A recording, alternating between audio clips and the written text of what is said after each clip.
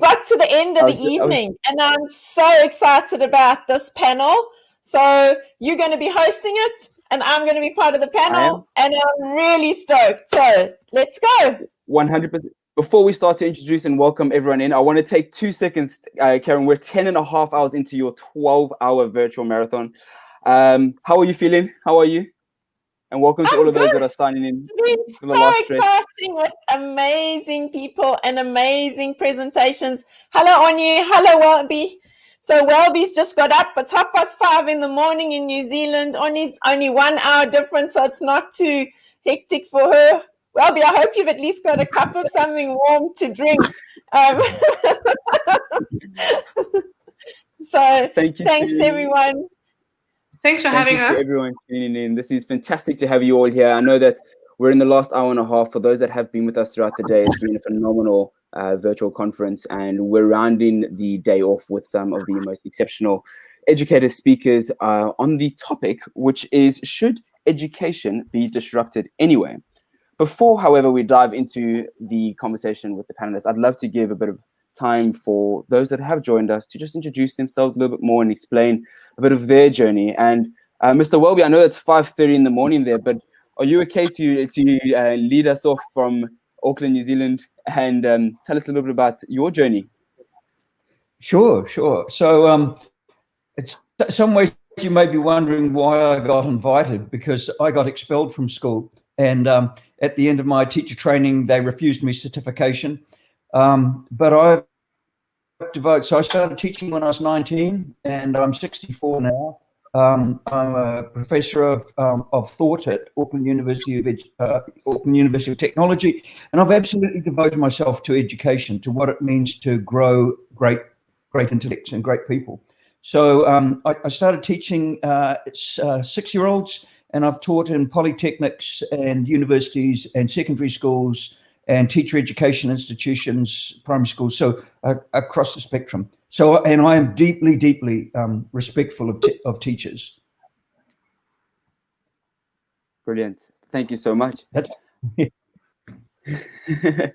We'll come back to that. We're just going to treat this as a brief introduction now. We'll go around for those that have joined and are part of this now. Oyin, if you wouldn't mind having a brief introduction on your side.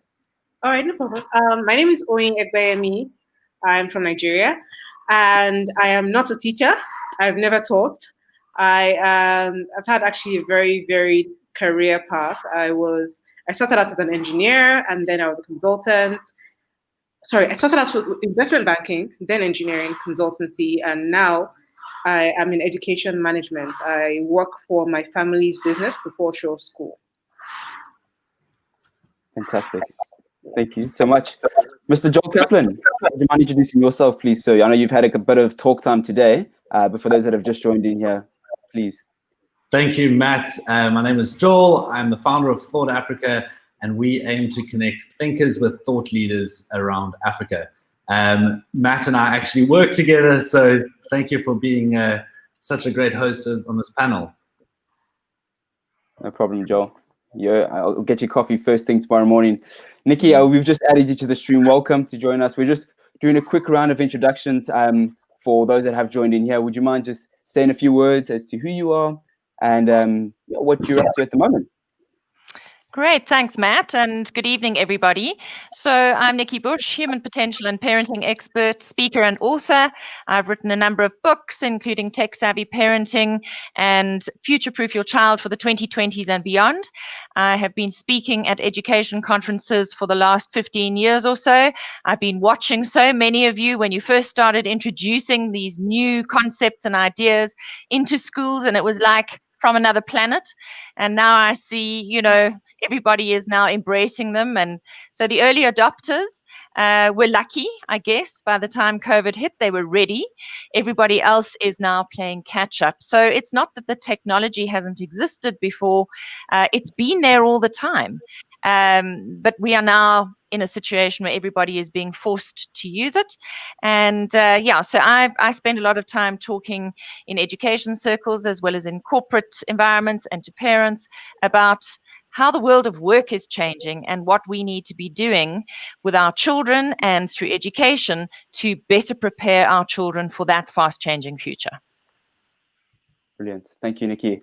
And Karen, just to round off the introductions, for those that don't know who you are and what you have been up to, would you mind just saying a few words? So, hello, I'm a teacher and I play. I think that as teachers, we've got to continually keep thinking about how we keep learning, how we keep growing. We've got to keep getting the children to be thinking creatively. And so how do we get people to think outside of the box? How do we get them to ask the questions? How do we get them to feel comfortable that they want to learn instead of taking them on a journey that perhaps they don't want to go on? So how do we get everybody to be really comfortable in terms of their own learning journeys? And I think with technology, we can make personalized learning more than we ever could. So how do we use technology to really engage with our children? Brilliant. Thank you, Karen. So we're going to dive right into a few of the questions for the panel this evening. But prior to doing so, I know Welby has prepared something small for those that have tuned in, a bit of a presentation. So Mr. Ings, I'm going to sort of center you for the time being so we can have you just run through your presentation for us that are tuning in. Please, the floor is yours. Thank you. Thank you. So I'm going to start from a position that I'm going to make a bit of an assumption about everybody who's listening at the moment, is that maybe if we're teachers, we didn't come into this profession to be assessment functionaries. We came into this profession because teaching is our calling. So it's not our profession. It's something that in another world at another time, if there was not formal education, we would probably be educators. And if something is our calling, then often we measure what is effective and what is purposeful by how we feel it, rather than whether it's fashionable or whether it's considered new or whether it's considered appropriate by other thinkers. So I believe that at the core of education is humanity, and learning is actually something that happens in close proximity between human beings. And what drives transformative education is actually the essence of that relationship between a teacher, a child, and the community that they occupy. So can we jump over just to the next slide? There we go. So you probably go, why would anybody put a picture of a cat in that pose for a talk? Well, that's my mum, and that's my Auntie Bev, and that's taken 72 years ago. And New Zealand at that stage was in a lockdown. So New Zealand schools had locked down for 4 months, and this was a polio epidemic. And so schools had closed. And so I was talking to my mum the other day, and I said to her, what was that like? You know, what happened? What happened 40 years ago when they closed all schools? Did we all go to hell in a handbag? Or what happened to learning? And she said, well, apart from the cat having exercises that other cats don't have, she said, actually, they did send stuff out to us. It arrived in our mailboxes, but nobody did it. And I said, well, then for those 4 months, did you have a hole in your learning? Looking back, was there something that fell apart? And she said, no, it had been a dry summer and Roman sandals had just come in. And what we learnt to do was to crouch down on our Roman sandals and skate down the hillsides on them. She said, I learnt to ride a horse. We learnt to preserve food. And so for all those years later, including my growing up and my nieces and nephews, we had preserved food. She said, we learnt to be trapeze artists by rigging up some swings underneath the blue gum trees. And I said, so did learning not stop? And she said, no, learning became purposeful. And I thought, so that's an interesting thing, because we oftentimes get a distorted view of what learning is, because I would argue that schools are not the God of learning.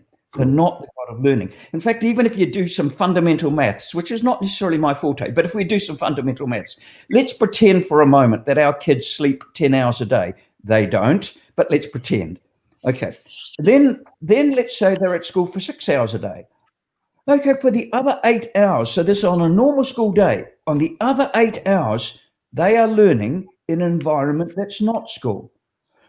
So at the moment, I work in a university. I've got 14 PhD students. I don't really care about their marks before I come to work with them. What I care about is their intellectual courage. And one of the things that I notice with many of these people who have extraordinary intellects is they had very uneven journeys at school. And when I asked them, so how come you have such a high functioning intellect, which they all deny furiously, but they do, they go, well, I think I learned in other places too. I didn't just learn in schools. So at the moment, you know, South Africa and New Zealand were quite interesting because they locked down within 3 days of each other, you know, this year. And both of our countries wrestle with this anxious parents and sometimes anxious schools going, is learning suffering? Is learning suffering? Well, I would argue that perhaps something else extraordinary is happening. We're getting an insight into what learning really is. And not just us, parents and communities are getting an insight into what learning is. And so if we jump over to the next slide, here we go. Okay, so we've got this idea. So when I look at what happened here, we were locked down in the house, started walking each day. I think dogs will overwalk to hell, but it was a chance for people to get out and walk in the world without and still keep social distancing. And families were brought together very closely, and teachers came in remotely. And some interesting things happened at this time. So one of the things was our days became more holistic. They weren't divided into little slots. We ate and slept and worked and did things in a flow. And so kids oftentimes were learning this way at home because sometimes there were two parents or one parent sitting at the table and they were desperately trying to keep their job. They didn't have time to work through worksheets. They just had time to teach a kid to cook when there was a bit of time, to help say, look, I'll show you how to do the washing because we need some help in our family here to be able to do these things. So we understood that time and learning are all wound up in each other and they don't divide out in this artificial way that schools construct. We understood a different kind of intimacy. In fact, at its best, I think we learned what it is to live in a better community that cares and protects itself. In New Zealand, in Māori, we have a term, manaakitanga. And what it means is to care for something beyond yourself, to place the care of others beyond yourself. And so with that, in a world where time wasn't micromanaged, where learning was integrated with life, where there was no assessment. So learning happened without assessment, but learning did happen with feedback. So when you're learning to bake bread, wash dishes, help your dad change the oil on the car, nobody was giving you a mark, but they were explaining things and talking to you and listening to you as you reflected. And the other thing, and it was interesting listening to the last panel, it came up a couple of times because it also happened here, was that there were very high levels of creativity. Now, we know this happens in times of adversity. It is a human response to begin to create. And part of that is that we show ourselves that we can function in the world. It reminds us. And so it takes many, many forms, from posting stuff online to designing new things to, in New Zealand, there was this very unusual thing where people made teddy bears and stuck them on their letterboxes. And you'd go, well, one, who uses letterboxes anymore? And what are the teddy bears about? It was actually people in their isolation reaching out to the communities going, we care. So on our motorways, as you drive into, if you did go out, if you went out at all just to get something from the chemist or from a supermarket, the big signs said, be kind, be kind. So the COVID thing was managed in New Zealand on the basis of be kind. So there were no uniformed officers standing there or people wagging their hands. The way the nation was talked to was that we could look after each other and therefore we could come through this. So one of the things that I think that we face now is a very interesting opportunity where parents who are often educated in a neoliberal construct where they believe that we had to get through to the curriculum and we had to get assessment and those things were what made education, have seen on an intimate level relationships with their kids who learn in environments where those things don't exist. Now, in New Zealand, we faced quite a difficulty because we had one of the most liberal education systems from the 1940s to the 1970s. And then we became very neoliberal. So we became very assessment oriented.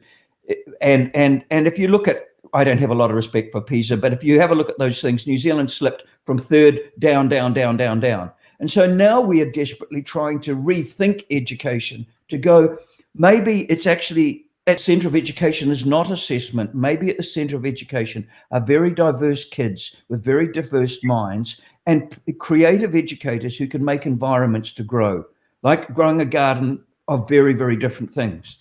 So let's just jump over to the next slide.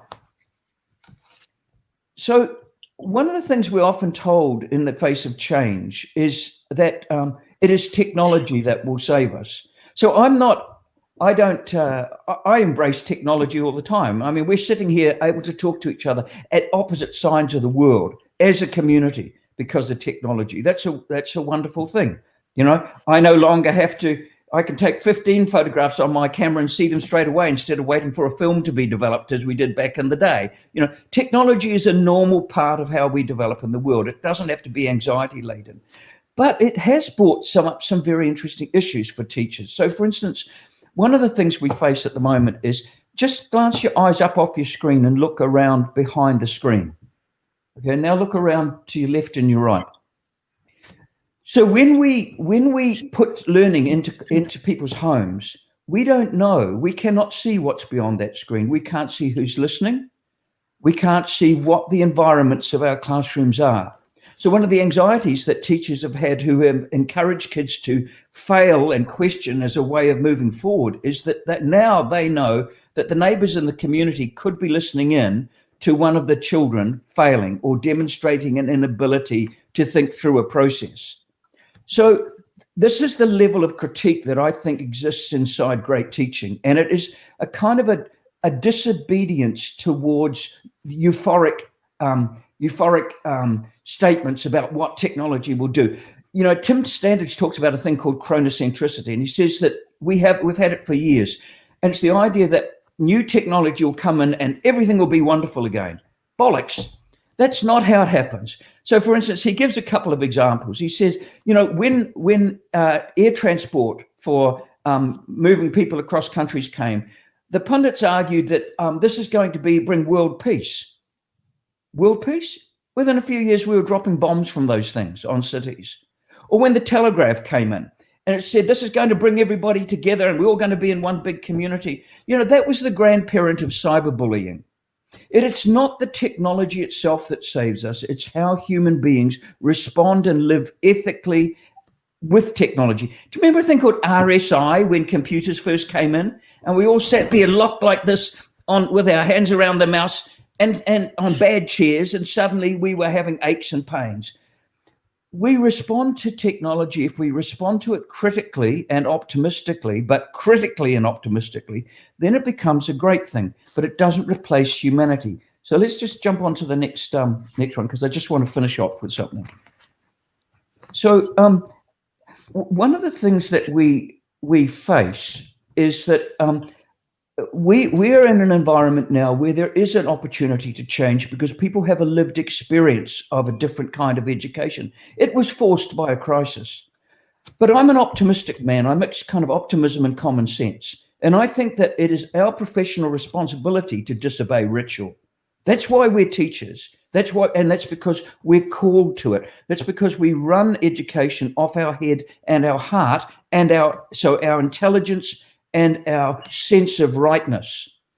And that calls us to move beyond ritual. It causes us to question everything, to ask the question, is there something better that we can get because of this? So we reach beyond ritual. We don't accept that just because curriculum exists, curriculum is the God of learning. The God of learning is the human heart. And a healthy environment is built on people who feel able to learn. And so that is a complex thing. It was wonderful listening to a couple of the speakers in the last panel talking about this. Learning and teaching is not information dissemination and assessment. It's being able to critically question and then nurture the heart of somebody as they go into a journey without much of a roadmap.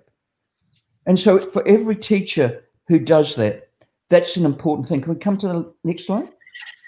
And I've got huge respect for this guy here. This guy's called John Dewey. And he argues that the fundamental thing that drives human beings, the fundamental thing is the need to be valued. It's why we pursue careers. It's why we athletes do what they do. It's why the need for us to be of use in the world, to be of value in the world, will drive people. And to be of value in the world runs deeper than giving someone a mark or completing some assessment task. It's a deeper thing. And we have had an opportunity in the midst of a crisis where our communities and the kids we teach are in the middle of a changing history, to look at that deeply and go, and how could we use that to improve education? So, and finally, the last slide. So to every teacher, every educator who's sitting here, who could be doing 100 other things, for everybody who disobeys in an effort to try and drive something better, who thinks and connects, thank you, because not only for our nations, but as a world, we take ourselves to a place where you cannot be hoodwinked by a popularist who stands in the face of democracy and calls it democracy and leads the nations into high death tolls, into wars, into huge conflicts. It allows us to grow innovators who open doors for better societies. And that lies in our hands as educators. Thank you. Welby, thank you very, very much. I personally, I saw a lot as you were talking. A lot of the other panelists were nodding along, smiling with what you were saying. And I personally really enjoyed it. We have got one moment or so before we bring on Joel's presentation. I do have one question for you.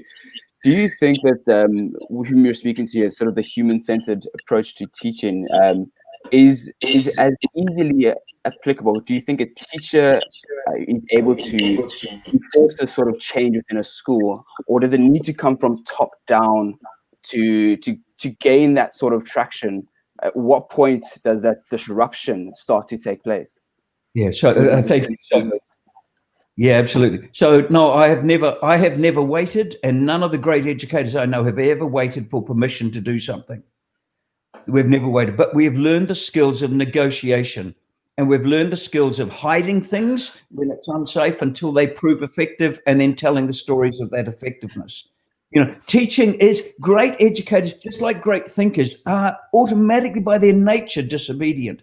And I don't mean that they're little shits. I mean that they think in the world. They do what we're supposed to do. They think in the world, and they refuse to put aside their ability to change by assuming that someone has to give them permission or it's someone else's job. You know, we get kids sometimes who come to us with great injuries. For instance, their intelligence may have become invisible to them. You know, we take action all the time. We take action all the time. The most dangerous thing we can learn is to become cynical or impassive. And if that's the state, then we no longer function truly as educators in the world. We may be drawing a salary for disseminating information, but we don't educate a nation. That takes something far deeper and far more self-empowered. Fantastic. Thank you, Welby. Final last words. I'd like to bring on Joel Kaplan to present his session for the next 10 minutes. Joel? Thank you very much. I've actually opted to use this as a panel discussion, my 10 minutes. I'm not going to be presenting anything in specific, but I'd first like to share my thoughts around the question that was posed to us about should education be disrupted. I brought up earlier today that Sir Ken Robinson, who's unfortunately passed away, made a TED talk that arguably made TED Talks what they are today. And he spoke about educational change and do schools kill creativity. And that talk inspired a grade 10 oral that I did in English, where I think, if I'm not mistaken, I verbatim copied his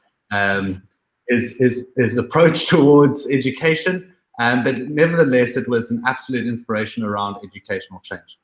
But now I pose the big question, which is, I haven't seen, if I'm honest, after sitting on a day's worth of calls with educational companies, teachers, curriculums being developed, and all sorts of different things that as a community, I see that there's tremendous amount of passion. People want to add value. Everyone has the best intentions for this educational change, and there's no denying that.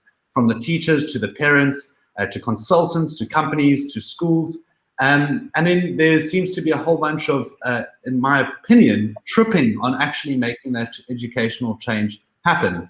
I was privileged enough to pick up Karen's master's thesis not so long ago, maybe about a year ago, and I distinctly remember that she used Mixit as a medium to be able to communicate with her kids, to be able to provide feedback, and really just, taking huge steps, in my opinion, 18 years earlier than everyone else. And yet those dominant tools don't seem to be prevalent in the actual, for want of a better word, curriculum. It seems that kids are still being put into grades. It seems that we're still batching our learners and classing them in a specific way. We continuously just seem to be preparing them for that final exam. And as far as I'm concerned, and this may come across as very rude, it seems that the educational change that schools want to implement and people are promoting seems to be, and I say this 9 times out of 10, the experience of walking into many, many schools, is that it's actually just a marketing tool or an asset to say, we've got this product, or we've got that, etc., etc. And then on the implementation side, you see the frustration coming from teachers who are overwhelmed with the amount of shit that's just dumped onto them from companies, from social media, and about what the proper way to do things are.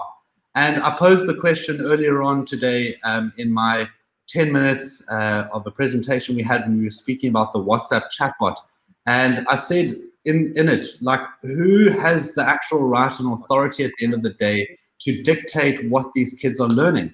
And why are we still not posing the question on a mass scale to kids as to how they want to be educated? And I've done this on a micro level, and kids are competent to be able to navigate what they're passionate about. If you're providing them with touch points of creativity and touch points of things that they can do, they'll navigate their own direction. Seeing throughout the lockdown and looking at social media with parents that I know and watching what kids were doing outside of their schooling curriculum, and some parents just totally adopting this new approach of unschooling, removing the curriculum, removing the lesson plans. And it seems that they've managed to start to build emotional intelligence in their children they never thought was there. I've had parents coming back to me after, and this gets quite serious, of a child at the age of 9 in a privileged home with not, in my opinion, many crazy issues. I guess everyone's issues are relative, but threatening her life, and based on having to go back to school or not wanting to go back to school. And having that kind of scenario is just fundamentally based on she wasn't interested in what was being provided for her. And even though she was at a top school with all the amazing tools, with all the amazing assets, with teachers that care, she just couldn't grasp onto anything that she was interested in or tangible. And she was introduced to some learning tools, and suddenly she found something that she loved. It became her passion. It became something that she wanted to wake up in the morning to do. I'd received photos from this parent of this child essentially sleeping next to the tools that were given to her and the new passion that she had found. And it had brought this new life into this child.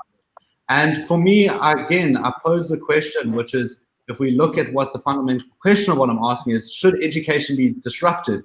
And we all know the answer to this. We've been speaking about it for way too long. Karen's been speaking about it for forever now. And now, what is it that we're going to do, and how are we going to all get together to actually go, let's flip the system on its head. Let's really reevaluate, Someone said earlier today that our curriculum in South Africa, being relative to the context of this call, being in South Africa, that our curriculum was adopted off a British curriculum. And if you look at it, the fundamental principles, without even doing the research, I can almost guarantee that that's probably correct.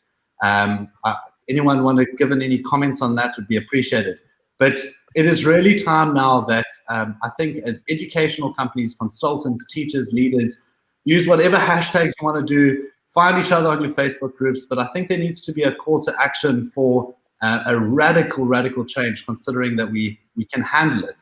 I've noticed and seen other countries do this, and I don't see why South Africa can't do it. I mean, we've got this hashtag I'm staying. We've got lots of cool spaces and groups on social media, including teachers. Like there's this massive teachers group, there's unschoolers group. Is there a way to merge this? Panelists, I ask you this as well. Host, do you think I might have a little bit of a point here? Or am I just totally insane? Joel, I've always said that I think you need to be a little bit insane to do the role that you do. And And I actually want to almost flip the question back to you. The amount of speakers, we've had about 30 speakers come through and share their products, their experiences in trying to make a difference, right, during the EduChange, disrupting education. In your opinion, then, what is that change? Is it a student or a thinker coming to the parents and to the facilitator saying that I want to be able to explore this because I think I'm interested in it? Can I have the avenue to explore that? Or should it come in from... Who am I to have the right, or anyone to have the right to say what that actually looks like? And again, I say from what I said in the beginning, why are we not posing the question to the kids? What do you want to learn? What are you passionate about? What direction do you want to go? And we've seen it, to boast a little bit, we've seen it that it's brought life into new kids, that we've provided just opportunities. We send them links to things we think they might be interested in, and the next thing, a month later or 2 months later, 4 months later, these kids have become masters in that specific field, and they've gone and just lapped up all the knowledge and wanted to become specialists in that knowledge. And that's how you become a thought leader, with specialized knowledge. So is it as complicated as we all try and make it out to be? Throwing out the huge buzzwords, creating the curriculums, redesigning the curriculums. Is it necessary to be, trying to implement these apparently world-class solutions when it could be as simple as just asking the kid, what do you want to do? Nikki, I saw you had a comment there. Yeah, Matt, I think, Joel, you have a really, I think asking the kids is fantastic. And we know that kids are born natural, curious learners. And if we give them the space and the scope and the time, they'll tell us exactly what they need. We don't even have to teach them how to learn if we really, really dig deep into just, humanity. But I think what's happened is that we've created this incredible education structure, so structures exist that have to be supported by money. So the resistance to real change sits in maintaining a structure that is supporting a structure of people and buildings and all of that stuff. Essentially, what you're saying is what I have felt for a long time. Education is fundamentally broken. When you see kids going through matric at top schools, biting their nails, having anxiety attacks, having to pass this one set of exams, that is a broken system. That is not how human beings were born to learn. That is pushing them through a sausage machine, and it's cannon fodder. One level is cannon fodder to the next level, to the next level, to the next level. And so they're all intertwined. And to actually get real change, everybody has to agree that we actually have to break down the system and rebuild it. So what we're trying to do is create change in small pockets. And so what you're complaining of is that there's no massive overhaul, there's no massive change. And yes, there's no shortage of people who want change. But we're actually almost caught in this broken system that needs to continue to support itself, which is why you find your newer boutique schools are able to revolutionize their approach to learning because they're not fighting against an existing system. It's actually much easier to build a new system now than it is to change an old system. And changing the old systems, it's hard because there's values, there's beliefs, there's culture. It's the way we've always done it. And there's so much investment in that. So while some of those very old traditional schools have made huge strides in change, if you look at some of the real change that's happening, it's some very nimble new schools that are operating, that are building schools that are more reflective of real life, of the real world out there. And in my world, where I come from, it's about helping children to develop the 5 X factors for success. Yes, we need subjects and we need all those things, but through that, we need more systems thinking. We need those X factors. So loving learning for your whole life and being responsible for your own learning journey, innovation, creativity, and thinking outside the box. This is stuff you all know. It's resilience, adaptability. It's knowing yourself really well. And it's being able to be part of a team virtually and in the real world. If all our learning help children to build a talent profile that would then make them employable or a better entrepreneur, we're producing a product that is going to be a better match for the real world. Right now, we are still absolutely, we are applauding performance. We are applauding that one end goal, that outcome. And I loved what Welby said, because he said, what are kids doing with the other 8 hours? And I have been asking that question for a very long time in my Parenting on the Run workshops, where I talk to parents about the fact that we send our kids to school for a formal curriculum. And you pay a school to take your child through a formal curriculum from end to end.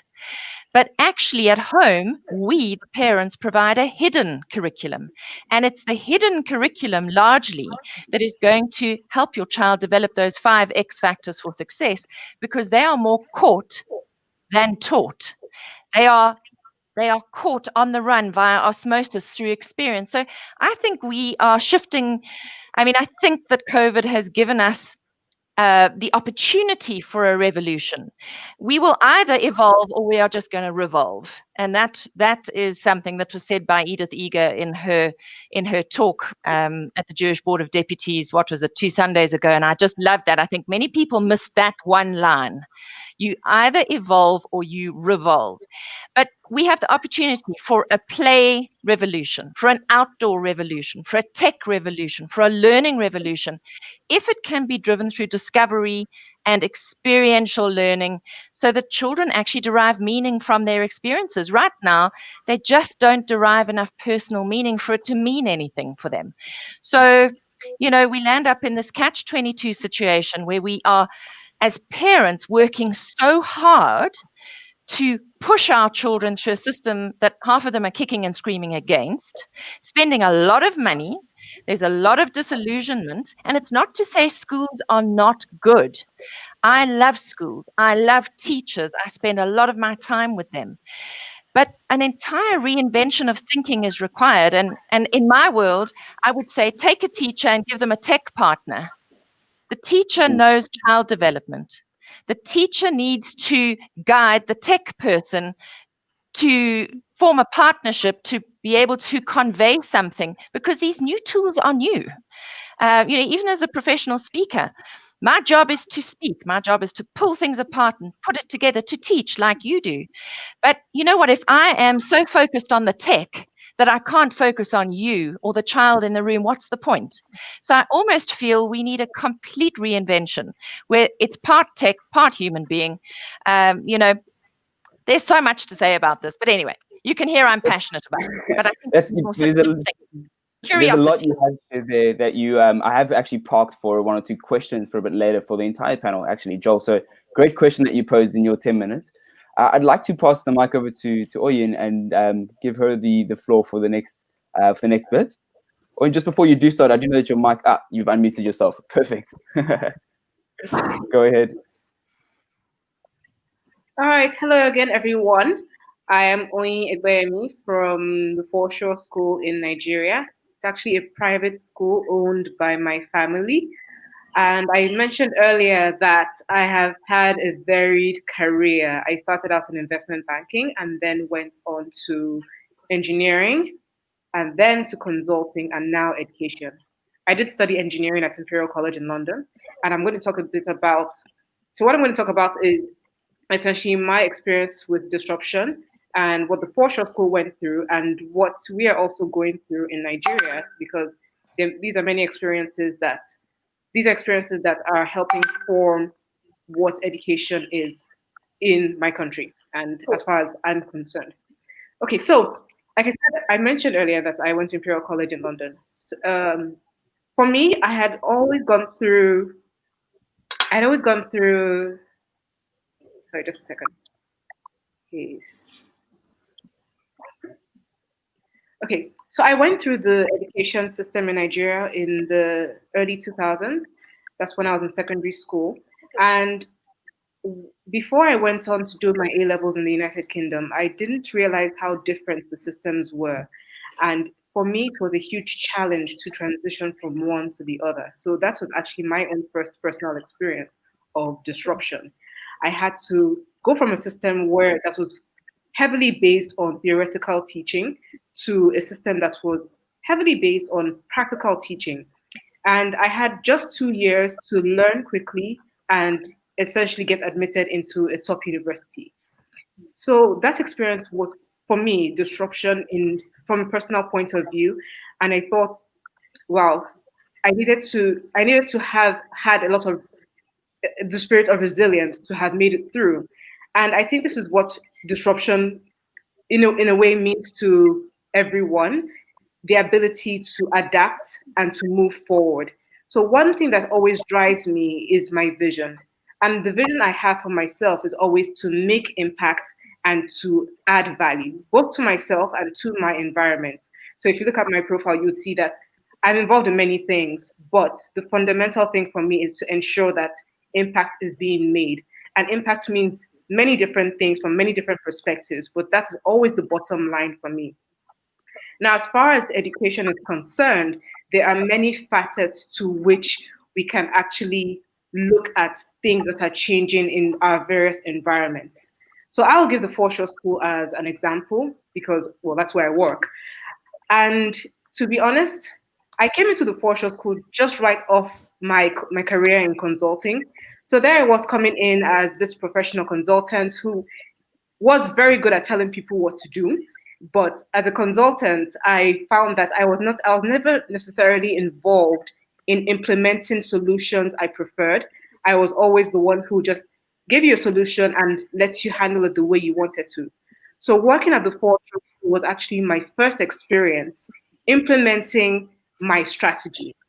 And this was actually quite challenging because trying to get people to change it's really a difficult task to do that because human beings by nature would tend to be resistant to change.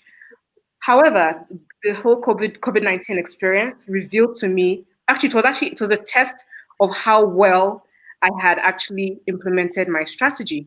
And I'm happy to say that we did quite well with regards to moving from physical school to online school within about 24 hours because we had to close abruptly due to health and safety concerns. Now, in terms of having that done, we had to move classes online, and adaptation was also a challenge from everyone's perspective. The teachers, parents, the school's management. It was very difficult to get everyone to start doing things in a new way.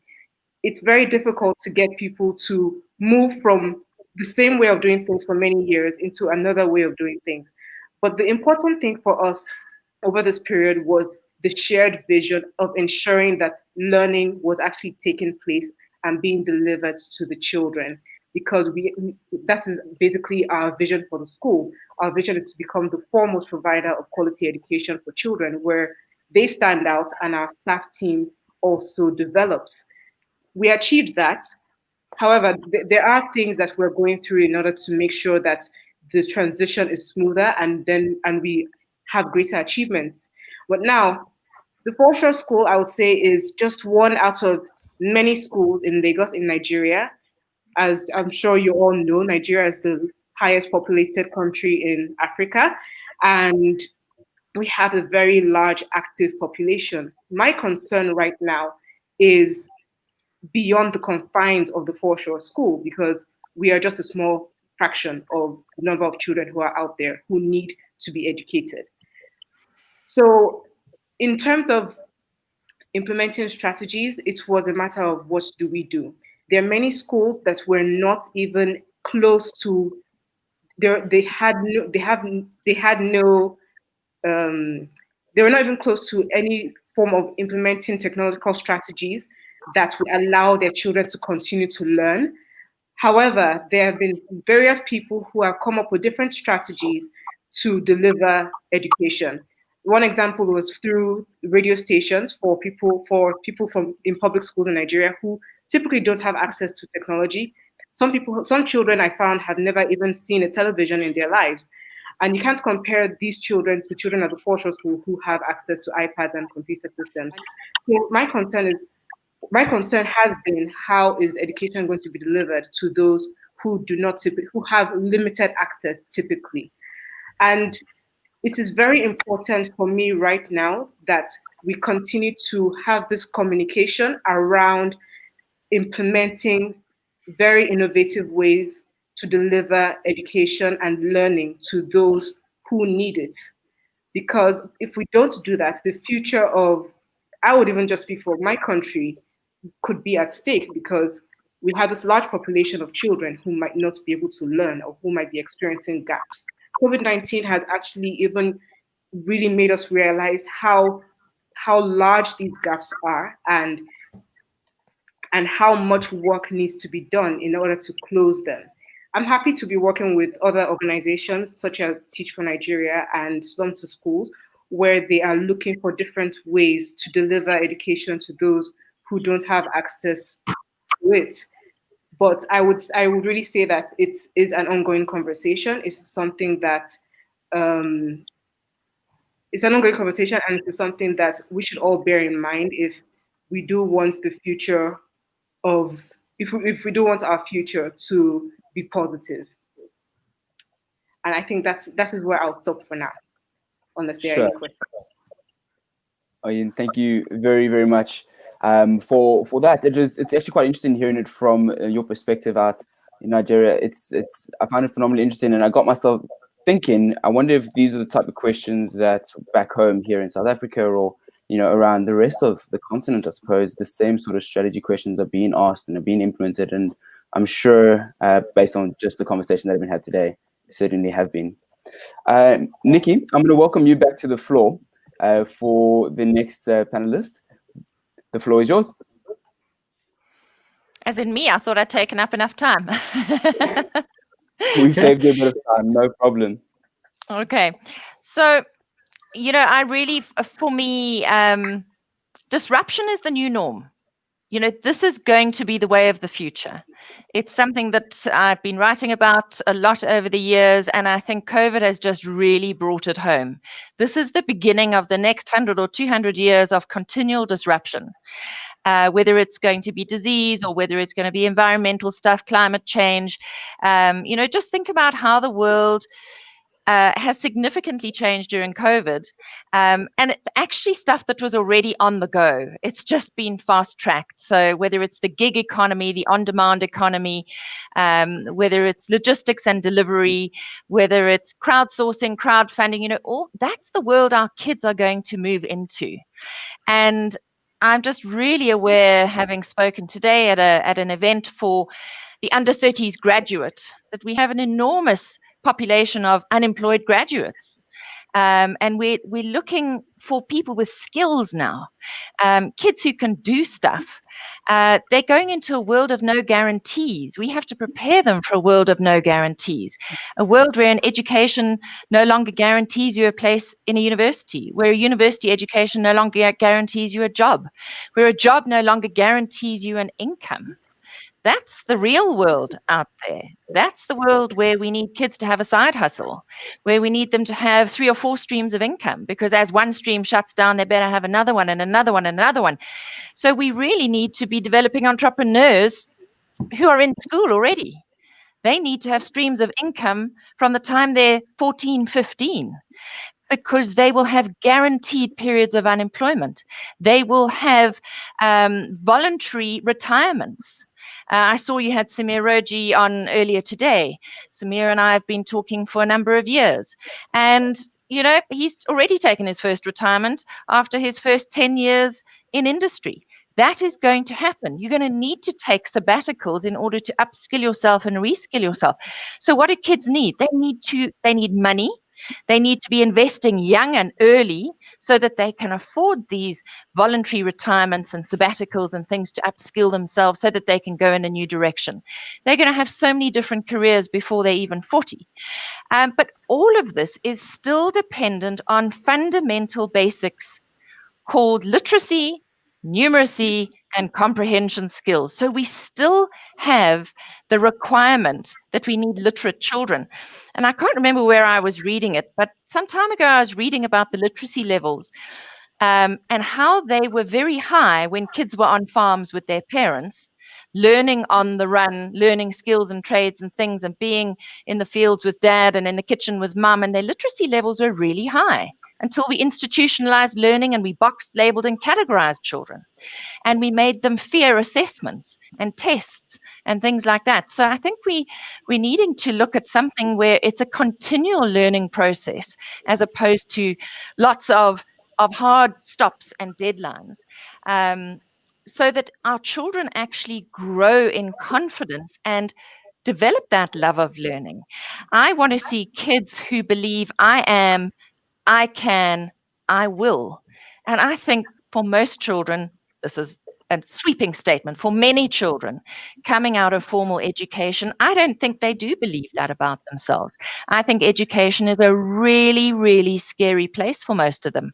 I don't think it's a fun place to be. I think there are a bunch of children who love being at school, but then you get the odd teacher who can just really hit the nail on the head because they know how to teach in different learning styles for different kinds of kids who are completely in tune and in touch. And maybe it's those teachers who are prepared to be unreasonable, and being unreasonable challenges the system. And when you talk to teachers, the number one thing they throw back at you is, but we've got to get through the curriculum, this big fear, this huge load on their backs that they have to get through the curriculum. And when I speak to teachers who are employed in these large listed entities, they say this is not education. I am being tasked with keeping bums in seats, with marketing, with selling the school, and passing children, not teaching them, teaching to the test, not educating a child. So we are being challenged. This is a reset point. Do we want to educate children for life, or do we want to teach to the test? And well, I think you know what my gut feel is. Teaching to the test is not really educating them for life. It's not leading to an independent learner who loves learning, who believes that they can learn anything. And so, I do think that we've got to really think about what Einstein said. Learning is experience. Everything else is just information. So how do we become experience facilitators, experience makers? I said to these under 30s today, you make the path by walking on it. Nobody can do it for you. And there's so much, we support our kids so much in education to get it right, to pass the test. But when they're finished with that, they're not necessarily equipped for anything else. So what are we really doing? So I think we do have to, it's a long, hard look at where we are, where we find ourselves. And how do we prepare these kids for a world of no guarantees? That is what we need to solve for right now. It's a different problem that has to be solved for. And if we work that one backwards, maybe we might make some really bold, brave decisions and get really unreasonable. And maybe we might choose to break the system and rebuild it. Nikki, I have a question for you quickly. This on your last comment now, about preparing kids for a world of no guarantees. Do you think that we have enough of an opportunity, parents, teachers, facilitators, whomever, for kids just to be kids as well? Have we lost the novelty of play and that experiential learning in the process? Absolutely. So I wrote an article recently that was used on EWN, and it was entitled "Stop Play Poverty to Close the Skills Gap." And I really, really firmly believe that when you have low play lives, you can have learning gaps. Learning gaps lead to skills gaps. Skills gaps lead to unemployment, and unemployment leads to crime. If you just work that one through, it's obvious. I personally have been at the sharp end of the wedge. My husband was murdered. We were victims of a home invasion. And there is nothing in me wanting to chase down those guys who murdered my husband. But there's everything in me wanting to enable every child in this country to have a decent preschool education, because I believe so powerfully in the power of play in terms of generating a love of learning, expanding a child's curiosity, their belief in I am, I can, I will. Because, crime comes through unemployability. take that one back. Most children in our country do not have access to preschool education because preschool education is privately funded, unless you're lucky enough to find an NPO or an NGO in your area. And that's where the Foundation for Literacy and Numeracy starts, is in working in 3 dimensions as a multisensory learner. We have somewhere in the cleverness of education forgotten that children are first and foremost multisensory learners, and we don't change. That's the thing. We really don't change. And I think what COVID has actually brought into sharp focus is how much we miss social learning and multisensory integration, and why we're getting Zoom fatigue and all those things. So even if we have this technological education revolution, that's why I said earlier, we need a play revolution. We need an outdoor play revolution. We need a complete overhaul, but it's got so many facets to it. To stick a child in front of a screen all day, every day, for me, is not the answer. Could you speak to just perhaps one last question before we move on to Karen? Could you speak to then the facilitator, the educator, the parents? Is there a space then for them to play if they're feeling this, perhaps the burden of making sure that the kid in front of them can have that experience?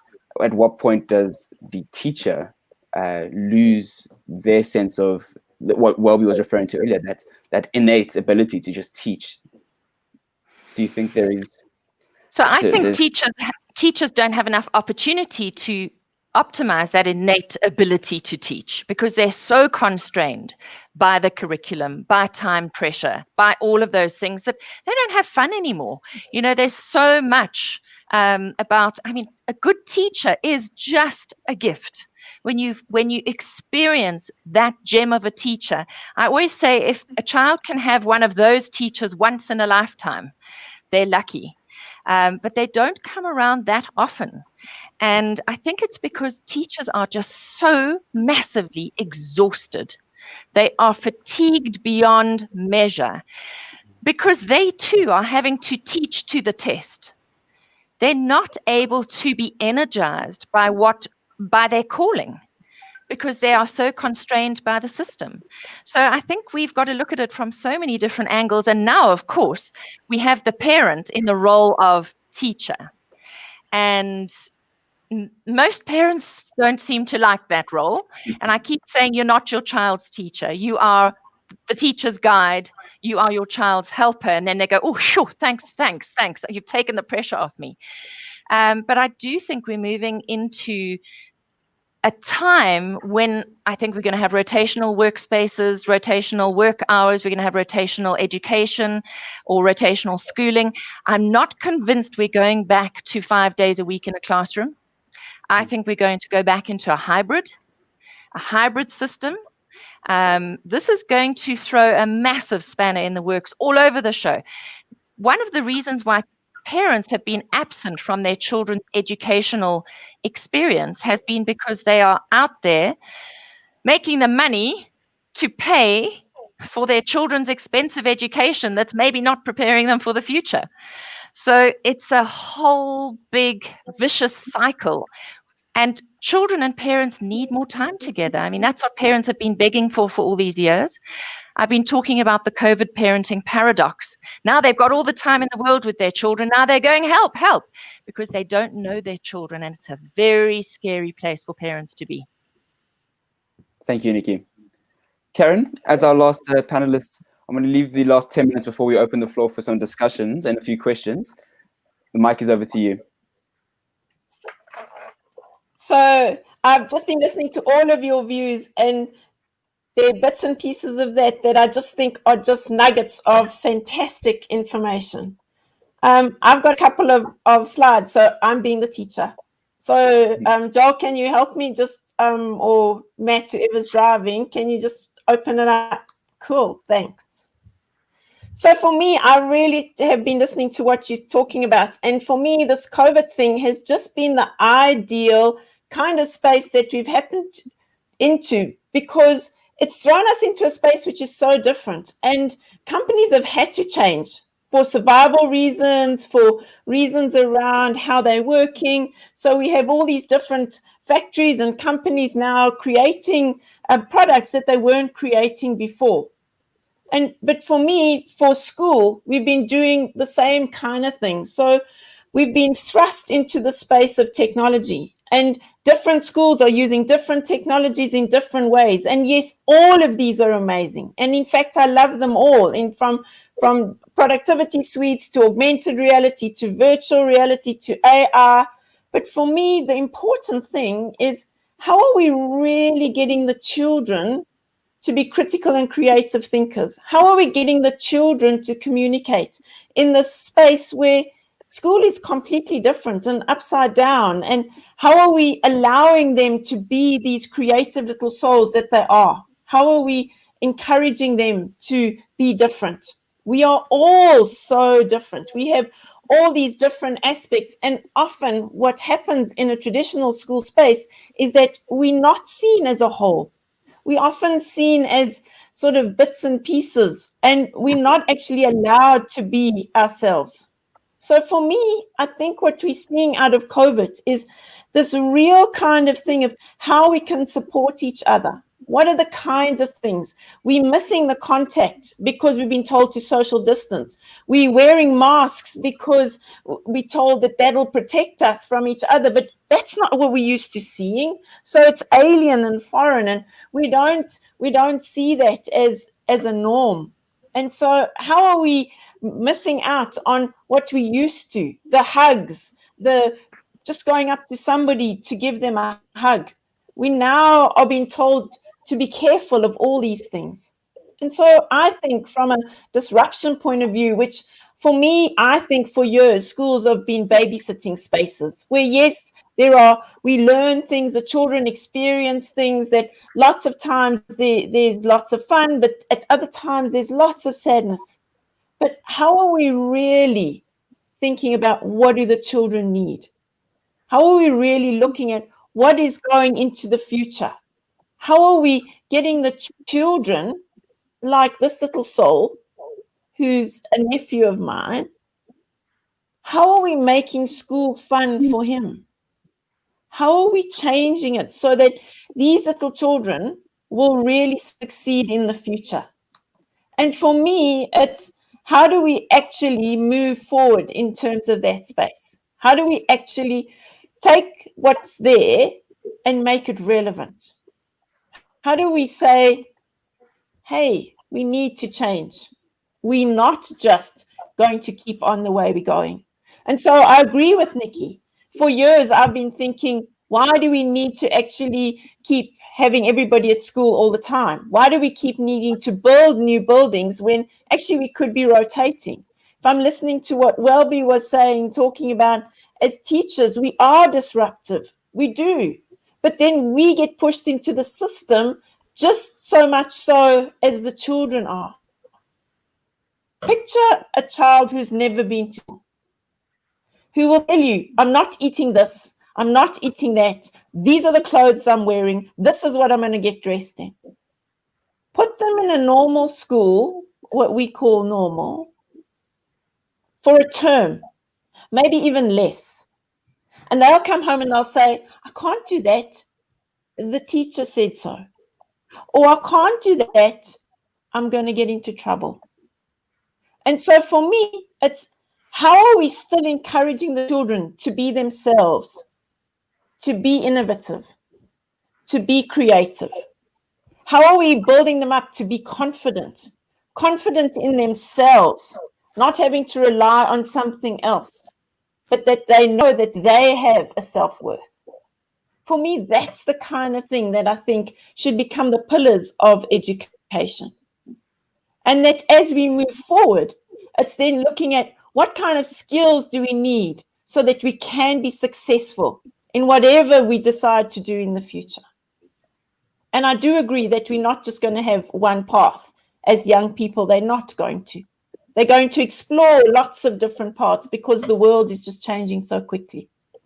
So for me, a big part of the disruption is mindset, a huge change of mindset. How do we actually get children to be comfortable within themselves? And therefore, how do we actually get our teachers to be themselves in that space as well? For me, it's looking at the whole system as a whole, because school's not going to change unless universities change. And universities are not going to change until business starts to look at this picture as a whole. And so it's a whole societal thing. It's not just one thing. The one cog affects the other. And so how are we actually looking at changing it step by step and really getting people to start questioning? Big corporates who've said, you have to come to the office, are allowing their people to work from home.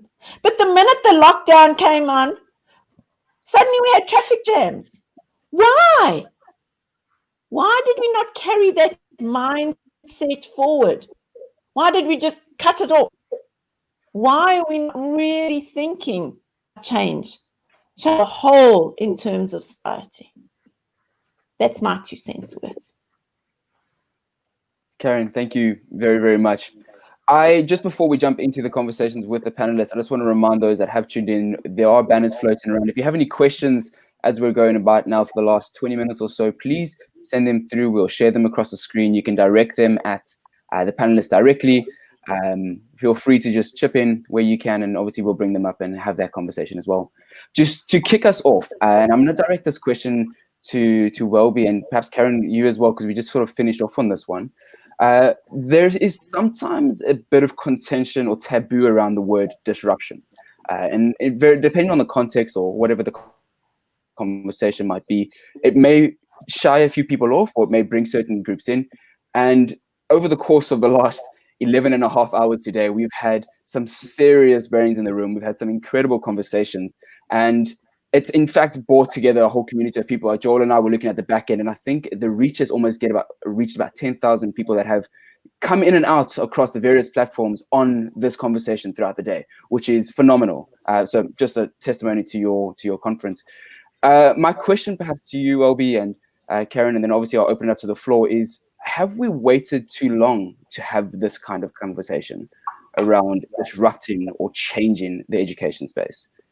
Do we have to wait for a pandemic the next time in order to relook at what we need to be doing and how kids should be learning or how we should be teaching? Or has the conversation actually been happening all the time and only now it's been given the microphone? So go ahead, Welby. Before I say this, I have great respect for the fact that I don't know the worlds of everybody who's sitting on their computer at the moment. I don't know that world. So anything that I offer just comes from a perspective of some other southern colony that's sitting there who's trying to develop and refine an education system for its people. So I offer it with respect. So I think that disruption has actually always been there. That's how we evolve. You know, we get to something better because we question what is, and then instead of becoming cynical or going, it's somebody else's job, we do it. We take it. So it actually lies at the core of being a responsible human being. And whether that's something small like keeping a loaf of bread in the fridge to feed a kid who hasn't had breakfast, or it's giving an extraordinary amount of time to help somebody who has lost sight of their intelligence, or whether it's connecting with people on a day like this, that is the living pulse of thought. That is the living pulse of progress. It didn't need COVID to do it because it's always been happening. But I think, Matt, your term of like giving it a microphone, that is something that has happened, that we've started bringing into the open something that has always been there amongst the people who move our society forward. And the most dangerous thing we can do is to abjugate that, is to think that somebody else is doing this and that the small things we do don't count. The small things we do are the substance of change. And they may not pass into the great spotlight, but they exist in the hearts of people with whom we work. So I think that we change things, we disrupt, and we disrupt in the pursuit of a greater good. And that can be the micro or the medium or the macro. It turns toxic when we expect someone else to do that and adopt the role of cynicism, because cynicism is the loss of hope. And the loss of hope is the loss of agency and the loss of progress. That's my tuppence halfpenny worth. Thank you, Welby. Karen, do you have any thoughts on the question?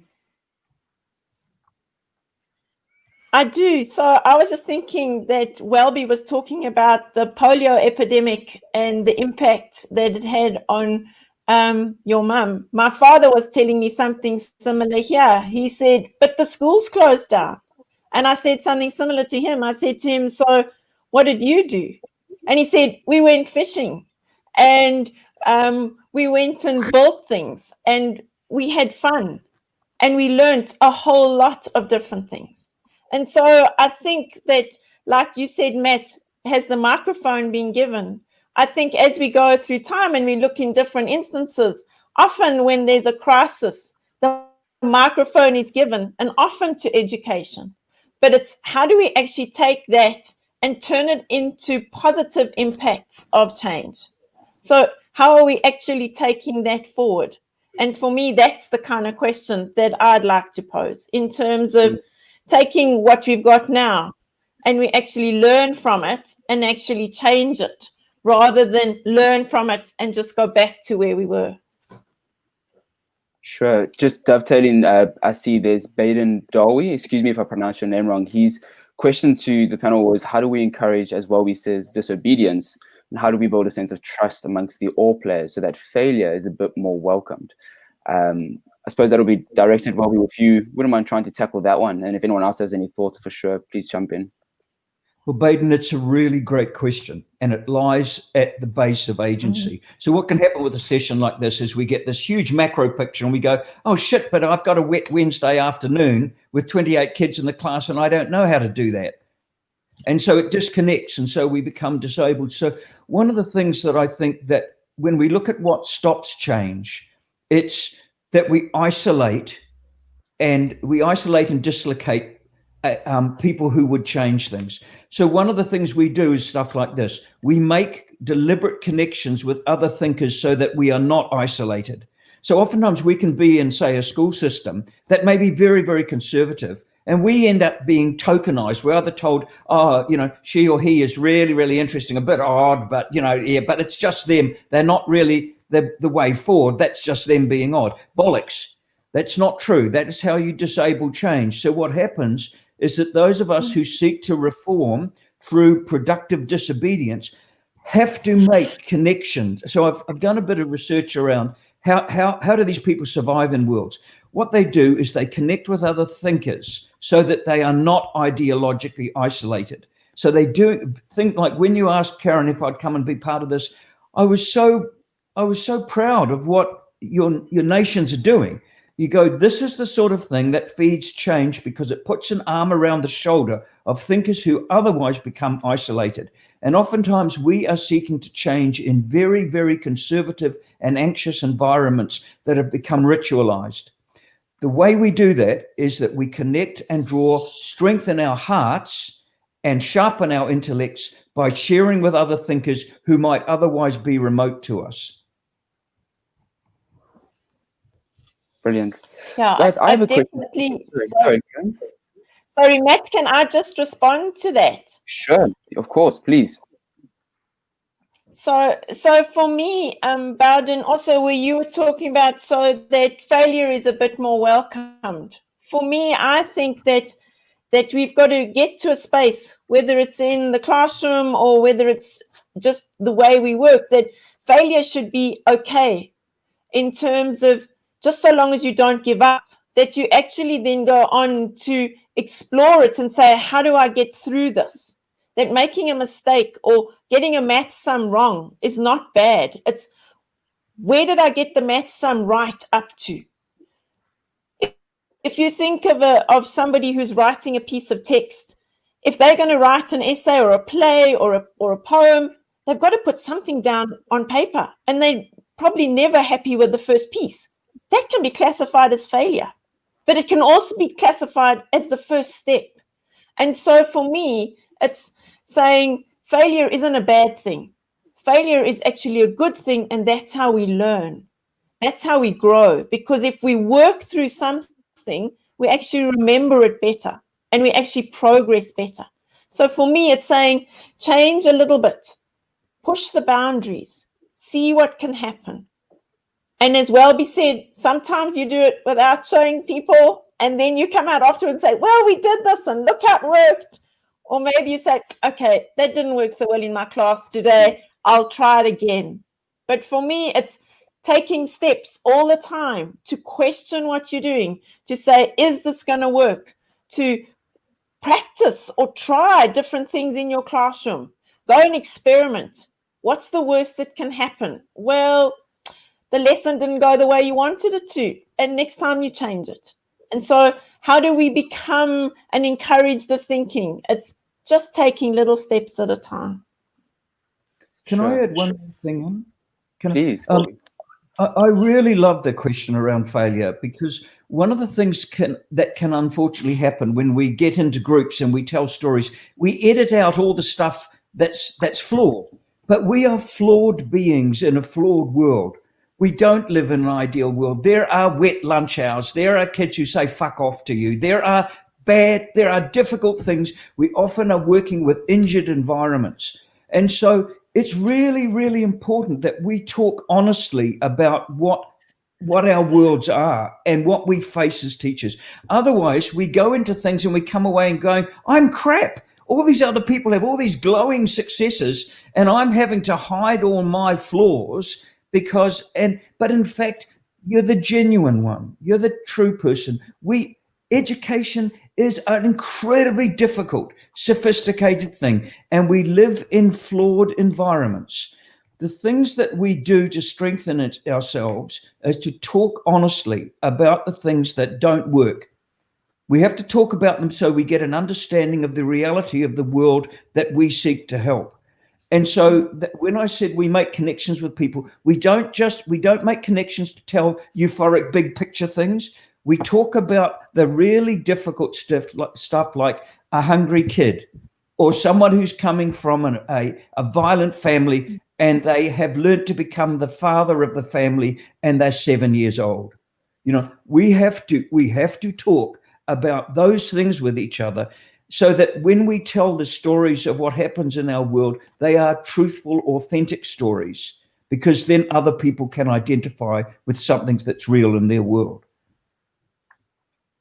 Thank you. I want to link this second question, or firstly directed to Oyin and Joel. The question which is at hand obviously right now is, should education be disrupted anyway? And today's focus has been a lot around the educator, the thinker, student, organizations. But something which was alluded to slightly earlier on the midday slot was the role that social media has played in this environment.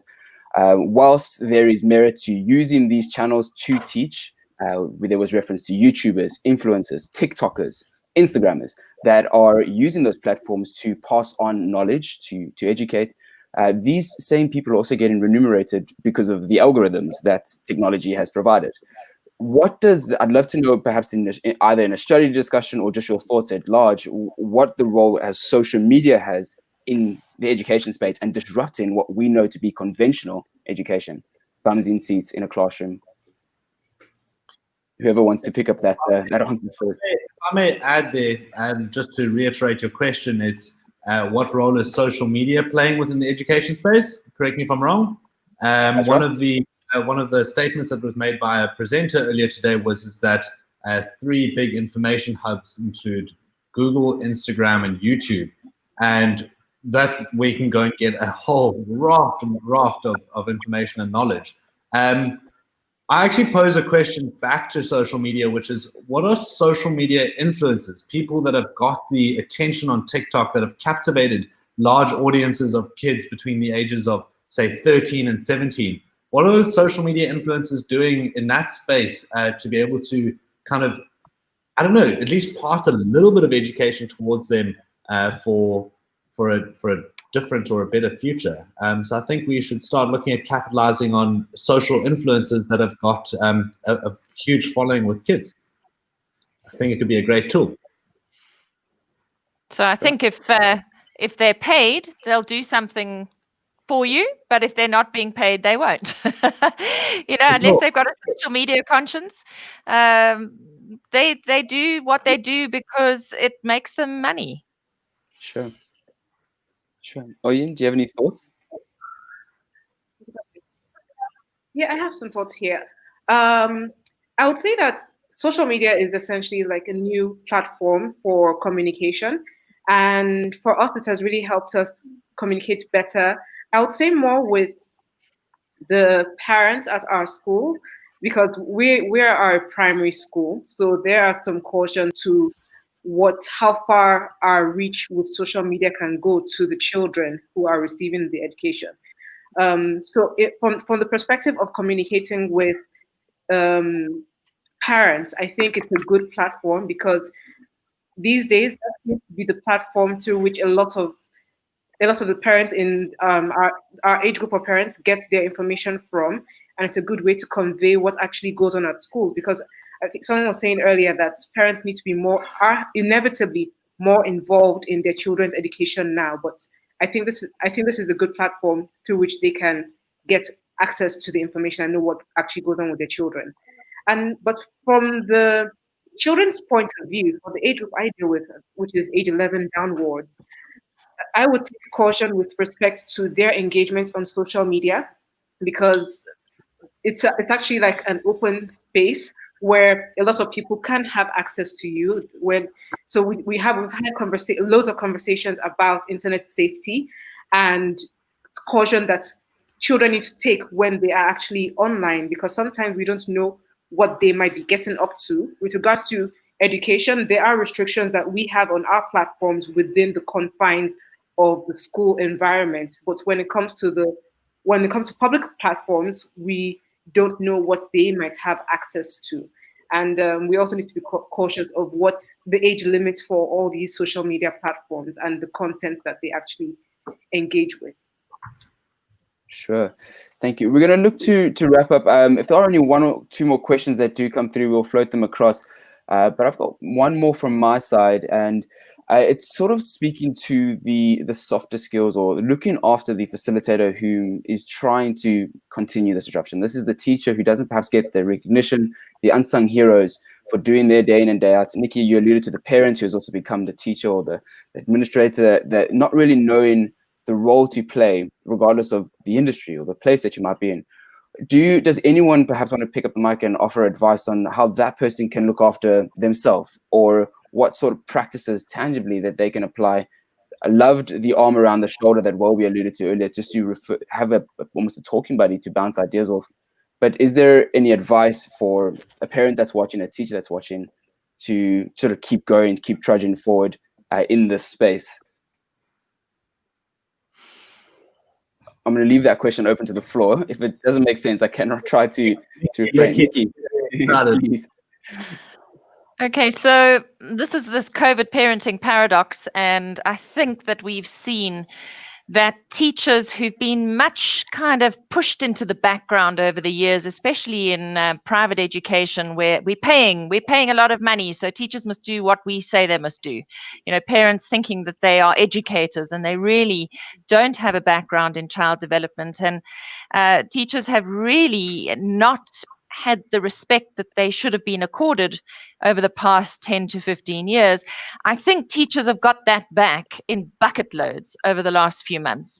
I think parents have woken up to the fact that teaching is a very specialized profession and it is a calling, and not everybody is called to be a teacher. So the upside of the pandemic has been that I think teachers are getting more support from parents.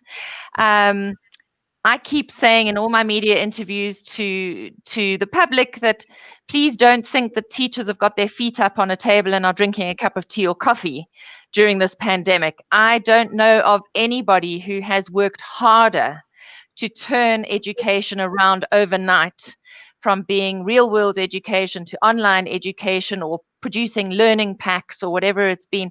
Teachers have and they haven't had the holidays that they would normally have. They really, really have burnt the midnight oil for our children and for us. And I think that partnership, people might just be waking up to the fact that they really do need to foster this partnership with schools that care, with teachers who go the extra mile. What I do keep saying to parents, though, is because this work from home situation with children is very new for most people. You know, with 48 hours notice, everyone was sent home to work without a home office setup. I myself didn't have any doors that closed to my office because I essentially was living alone until lockdown, and suddenly I had my two 20-something-year-olds living with me. And every time I was on a webinar presenting, I had to say, shut up, and the internet's mine. So what do I tell parents most often is that you are now brand me Inc. You're an intrapreneur, even if you're employed. You have no one micromanaging you anymore. You have to micromanage yourself. And if you have children, you have to understand a little about child development. And I wrote a white paper around the realities of working from home, just giving people a little insight into why children might interrupt you between the ages of birth and 3, and how often that might happen, and between 3 and the age of 7, and between 7 and the age of 9, and between 9 and upwards. What are actually the realities of working from home? And we need routine, absolutely. We need regular meal times, that's the backbone. But in between that time, there's work time and there's play time and there's school time, and there are all these things that now we have to attend to as a parent that we used to outsource to people.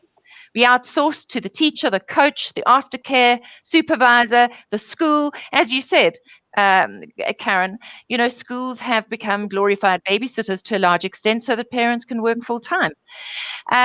If you want to get deep work done, and I'm an entrepreneur who has built a business and a brand from home for 25 years with kids.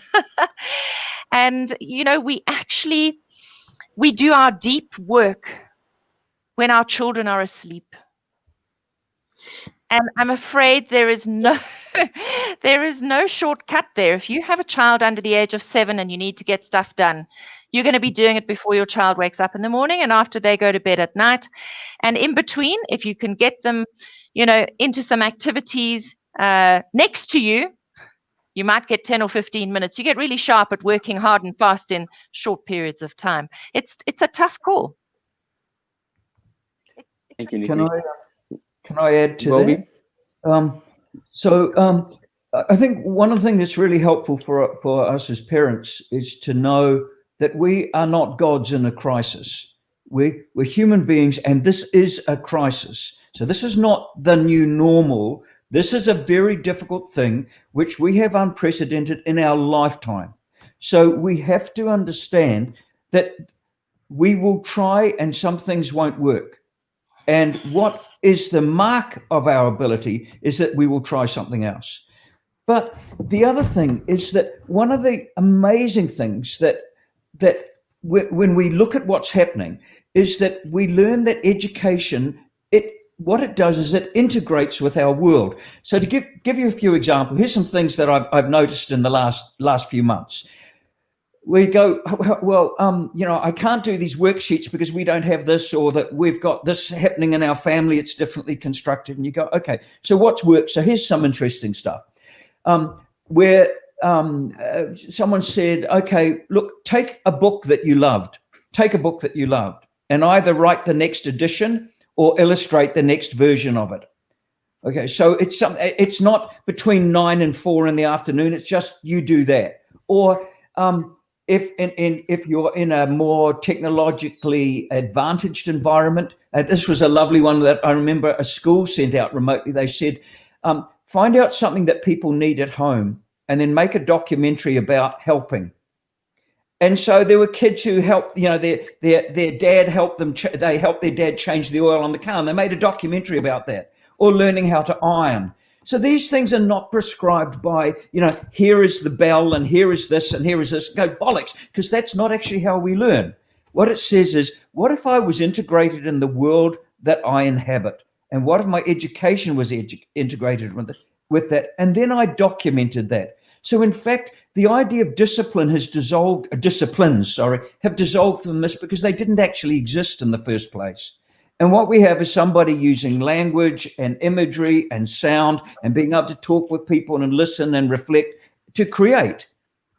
And so instead of micromanaging worksheets, there seems to be some really wonderful stuff that has come through, which is around integrating and using the world in which we inhabit, to take skills, apply to, and then develop. And those are wonderful, wonderful things. And they may be uneven and they may not be uniform, but uniformity and evenness is not related to the growth of intelligence. What's related to the growth of intelligence is relevance. So my sense is, we're not going to get it right all the time. As you can see from my background, Dawn has just arrived in New Zealand. I look at it and we know that maybe that's a reminder of something, that the sun will still come up tomorrow morning. We might not get everything right in our world. We might not get everything right, but we're probably going to be getting a whole lot of stuff right. And we are in the middle of a crisis, operating as people with hearts instead of gods. And we understand that education is an integrated part of our life. It is a normal thing. It is a normal thing to learn, and people would default to that in a situation. Well, those are some truly beautiful last words. I am not going to taint anything that you guys have just said. I just want to thank our panelists that have been here. I know that there's been some exceptional comments floating through.